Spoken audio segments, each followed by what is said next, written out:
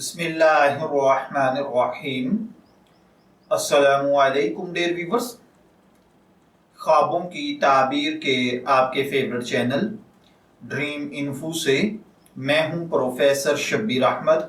हमारा आज का टॉपिक है ख्वाब में ईंटें देखना, यानी ख्वाब में किसी भाई बहन ने अगर ब्रिक्स देखी हैं तो इसकी क्या ताबीर है।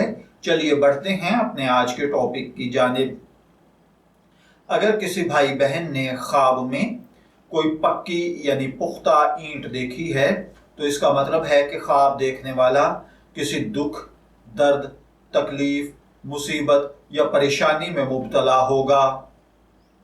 अगर कोई भाई बहन ख्वाब में देखें कि पक्की ईंटों की कोई बुनियाद डाली जा रही है तो इसका मतलब है कि ख्वाब देखने वाला अगर बैरूनी दुश्मनों की वजह से परेशान है तो अल्लाह ताला इसको अमनो अमान अता फरमाएगा। जालिमों के जुल्म से, दुश्मन की चीरादस्तियों से अल्लाह ताला इसको महफूज रखेगा।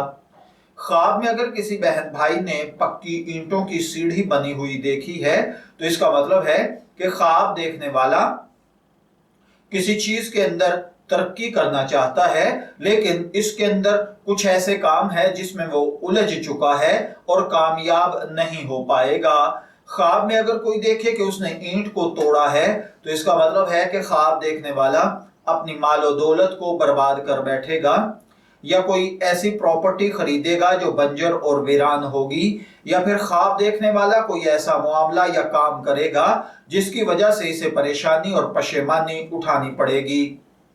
ख्वाब के अंदर ईंटों से दीवार बनाना, इसका मतलब होता है कि ख्वाब देखने वाला किसी आदमी के साथ खयानत करेगा या कोई ऐसा गलत काम करेगा जिसकी वजह से बदनाम होगा। ख्वाब में कच्ची ईंट देखना दौलत जमा करना है लेकिन कंजूस होना है। अगर किसी शख्स ने ख्वाब में ईंटों की दीवार देखी है तो इसका मतलब बहन भाई, कौम, कबीला, बरादरी होता है। ख्वाब में अगर कोई देखे कि उसने ईंटों की बड़ी मजबूत और खूबसूरत दीवार बनाई है तो इसका मतलब है कि अपनी कौम, कबीले, बरादरी, बहन भाइयों के साथ बहुत अच्छा रवैया रखेगा। और अगर कोई देखे कि उसने दीवार में से किसी ने ईंट खींच ली है तो इसका मतलब है कि किसी अजीज दोस्त बहन भाई की खुदा न खास्ता मौत वाक़ होगी। अगर कोई दीवार को गिरते हुए देखे तो इसका मतलब भी जानी माली नुकसान होता है।